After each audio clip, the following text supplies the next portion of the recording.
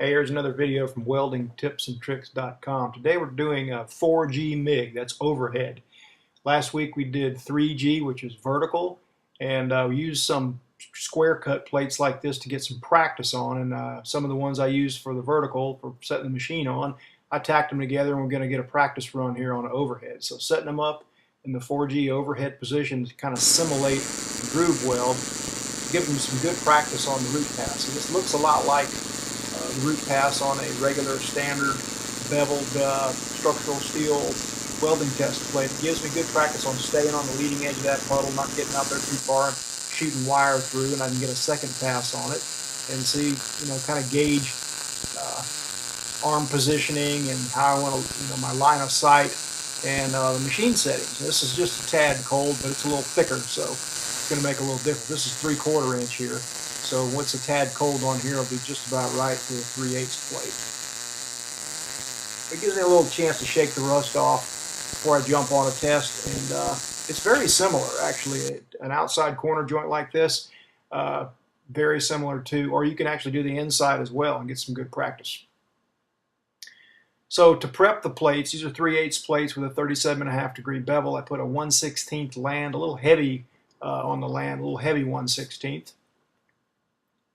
And then they go better that way on overhead, and then gap them a little bit narrower too. Like if the spec is an 1/8 plus or minus a 32nd, I want to cheat on and go 3/32 and use up a little bit narrower because it just works better for me on overhead. Otherwise, I have to set the machine colder and then turn it back up for the other passes, and I'd rather just find a thing that worked for all, a setting that worked for all. So overhead doesn't mean it has to be way over your head, just it's got to be in this position. And you want to get it where you're comfortable. And for me, just slightly over the top of my head is about right. And I want to get a good line of sight on it.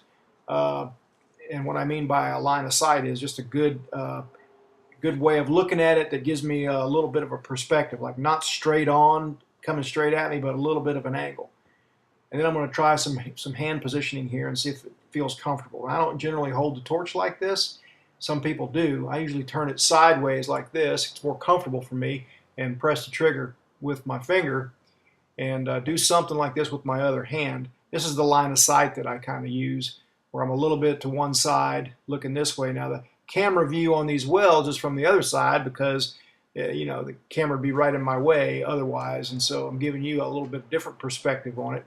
But that wasn't working for me as far as the hand positioning and feeling good and steady for a prop, so I figured I'd clamp a little something on there to help me out, rest my hand on, and that does feel a lot better. The root pass, I like slight drag angle for overhead on the root pass. Dead straight in works just fine also for that root, but just a slight drag tends to push it through just a little bit and pushes the wire back in the puddle. Now again, this is with the gooseneck bent the way it is, it's a little bit uncomfortable for me to get all those angles with the gun straight back, so I don't do that. I just turn it sideways and get in a comfortable position where I can just relax, focus on the weld without being in a bind, and turn it sideways, press the trigger with my finger, and that works out good for me. And I take a few runs here and see how it's going to work. The second pass for me works better either straight in or just a slight push even works better, because I really want that second pass to be below flush and flat. I don't want it humped up at all if possible. And then the last pass, just a straight up zigzag kind of, it can go either straight in or a slight push also. I don't find that pulling on the second and third passes works very good. It tends to mound up. The arc force tends to drive the metal a little bit and push it up and humps up a little bit. And I've made it work, and I've seen a lot of guys make it work also before, but for me, a straight in or a slight push, just making sure you're on the front of that puddle, works good for the second and third passes. All right, here's the root pass on the first attempt on the beveled plate. Got about a 3/32, roughly a 3/32 gap. And you want to try probably not do a whole lot of wiggling side to side, but this acted a little bit like it was going to be a little bit too mounded up if I didn't spread it out just a little bit. So I'm concerned about that second pass, about not having to grind it, and that's why I did that. Here's a little bit narrower gap, and it goes a little bit better, just a little bit less wiggle. This is magnified a little bit, so it looks like a lot more than it is. and that works out pretty good. Just a slight convex root pass. I'm not going to have too much of a hard time burning into the toes of those weld. And you know, if you're humped up at all, you want to get a grinder out and knock the crown off that root pass so that you don't have any trouble burning into the toes of the weld. So the second pass, I want to come out not quite. I don't want to nip the edges of the bevel. I don't want to go fast enough across the middle, pausing just enough on the sides, not get undercut or anything, but fast enough. I want to be flat. I want to have a nice flat bead, and I want to be about a 1/16 of an inch below flush in preparation for that cover pass, because that's going to make the cover pass go in a whole lot better. That's just a little bit below flush, and that's kind of what I want.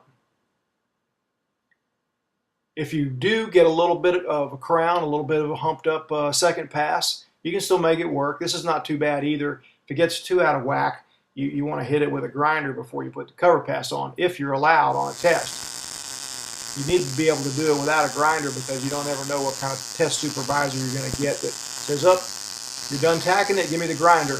You know, then you're just stuck. You got to make it work. So this is that pass that was kind of full, a little bit of a convex fill pass. I'm just kind of going as fast as I dare across the middle and holding on those toes to, you know, kind of make it go better, make it not have undercut. But it worked, but not as good as this one. Is a little bit below flush. I know this looks like vertical, but trust me, it was just camera angle. This is an overhead shot. Just a little bit different camera angle. But this is the fill pass is about a 1/16 below flush here, and it's going in a whole lot better, and the end result is going to look a lot better. Not because some, you know, there's the AWS requirements are usually an 1/8 inch max on the cap on height, and this overhead joint right here, that's the overhead on the left, and the vertical we did last week on the right. The overhead's a little high in one place. I measured it, and it was just slightly over an 1/8. There's the root pass. Root pass was kind of flush, but by the time I put the fill and the cap on it, it kind of squeezed it and poked it out a little bit. And see, that just exceeded an 1/8 in one place. Most of it was within limits and under, but you don't ever know that, you know, how strict the test supervisor is going to be on a test. You know, personally, when I grade tests, if it's really uniform, if it's slightly above, I usually you know, would take that into consideration. But here's one that kind of filled out a little bit too much with me. It was flat out flush before I ever got started, in which case you know, again, you have to kind of take a little bit bigger step and go a little bit faster across the middle, and to try to not build up too much. But you're a whole lot better shape if you can leave that second pass below flush. See, that's a little heavy. All right, once again, thanks for watching. That's a 4G overhead, and stay tuned for next week's video.